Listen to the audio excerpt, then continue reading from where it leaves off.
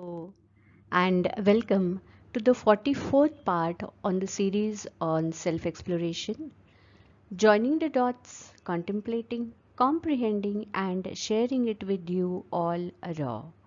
All that sounds great is the grace of all those who have blessed me, and all that sounds not so great is my limitation.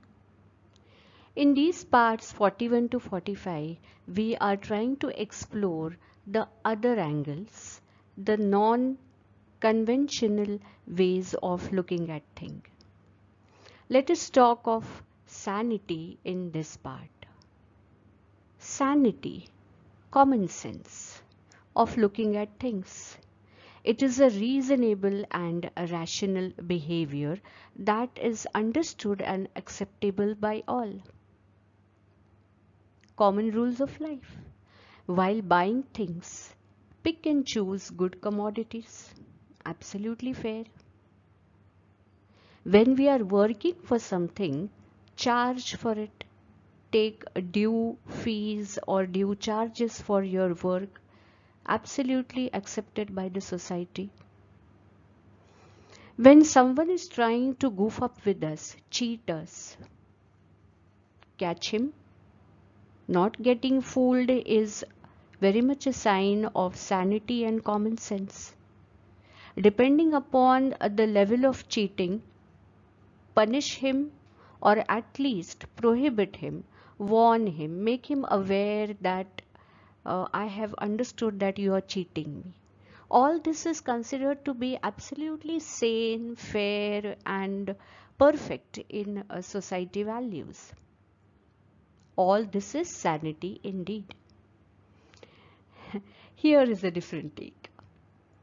Two, three incidences that will cut through this norm of sanity. The first incidence, a parent whose child is to be trained by a veteran and expert. The parent asks the trainer, so what will be your fees? What will be your charges for this training? The trainer smiles and says, see, you get him here all the way from a different town. So, those are my fees. The parent is confused, surprised. How can those be your fees? Yeah, those are my fees. You are spending your time, your money to get him all the way over here. Not that the trainer was very affluent or is earning a lot, but for him, the integrity of the child, the sincerity of the parent and child, and their wish that we want the child to learn from you is much more valuable, is much more paying than monetary returns. And probably with that, the goodwill he wins is far more paying. The whole vision of the trainer, the child getting trained and the parent for the trainer has changed. And that is far more valuable than a few bucks that may finish the relation. As just an exchange, you taught our child, we paid the fees, it's over. It doesn't get over when this kind of visionary people invest in people and not in money. Long back I had seen a serial, one story, it was a story serial in which they had shown a story of a doctor who hardly takes fees from his patients most of the times, because some patients are very old, some are very poor. For one or the other reason, he will not charge the patients, and obviously he is not in a very affluential financial position. And his wife always keeps cribbing that, what is this, you are working so hard and why don't you charge? And he always used to say that no, he was such an old person, and no, he didn't really have money, he's so poor, and this and that. Days pass by, and in his old age he takes seriously ill. He falls ill, and then his wife starts cribbing that, see, had you charged money today, we would have had enough money for your treatment. Surprisingly, all his patients who had taken medicines from him for over the years and spread such a goodwill for himself, all those patients come overwhelmingly, and they give him so much money that it is more than what he would have needed for his treatment, plus the goodwill and the tears in their eyes and their well wishes that the doctor should get well. Is that not far more precious and valuable than money exchanges? This is the result of benevolence. This is the result of benevolence. Scene 2, a crowded market and a lady buying tomatoes. The vendor, vegetable vendor, is goofing up and cleverly adding rotten, spoiled tomatoes in the carton of that lady. Another vigilant buyer standing over there notices that, and she feels that this poor auntie is not noticing that her carton is being dumped with rotten tomatoes. And feeling it to be her eternal duty, she points it out to this lady. Auntie, see, this tomato wala is cheating you. He's putting all rotten tomatoes. Tell him don't take those tomatoes. Auntie smiles and says, let it be no. Where will he finish his not so good tomatoes? It's okay.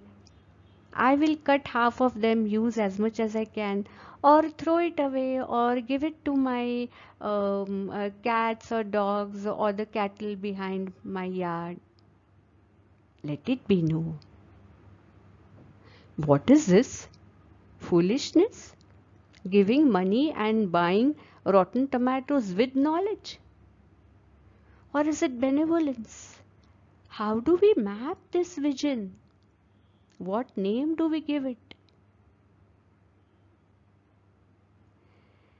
Scene 3, an incident in the life of the famous ascetic of Maharashtra, Sant Tukaram. Tukoba's farm owner once gave him a stack of sugarcane as the remuneration of his day's work. Tukoba just put that stack on his shoulders and was walking from the farm towards his house, as usual, absorbed in his Panduranga, Panduranga, Panduranga. One small child from the village came from behind. It was little dark dusk because he was returning after his day's work, and the stack hung from his shoulders more on his backside.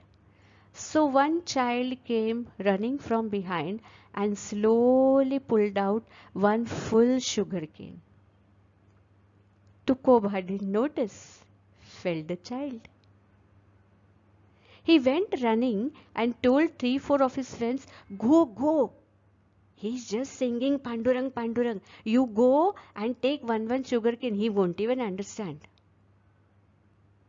His friends followed suit. A gang of 3-4 young kids on their tiptoe came and pulled out one sugar cane from Tukoba's stack. Tukoba was smiling in his cheeks. He let them feel that he is not following. He was also equally enjoying the joy in the child's actions of kind of stealing the sugarcane and enjoying.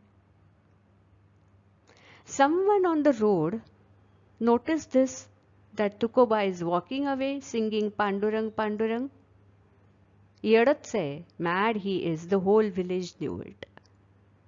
But he saw that children are just pulling out sugar canes and Tukoba's stack is becoming thinner and thinner. So he felt he should be made aware of it. Oh, Tukoba, where's your attention?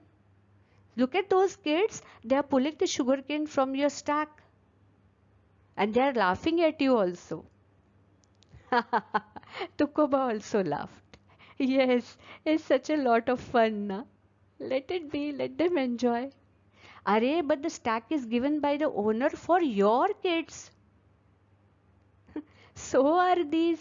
So are these. These are also my kids only. Let them eat. They are stealing and eating. What else are they doing? And if they are calling me fool and enjoying, let them enjoy. They are kids, no? They calling me fool doesn't make me one. Tukoba said on a lighter note and passed on his own, in his own mood, in his trance, saying Panduranga, Panduranga, Panduranga. So, who was sane? Tukoba, the villager, children. What do we call this? Sanity or insanity? To look at things beyond material exchanges and formalities. To get oneself cheated with awareness. To take a label of fool for the inherent benevolence in oneself. Sane insanity or insane sanity? Sanity, the other angle. Keep following.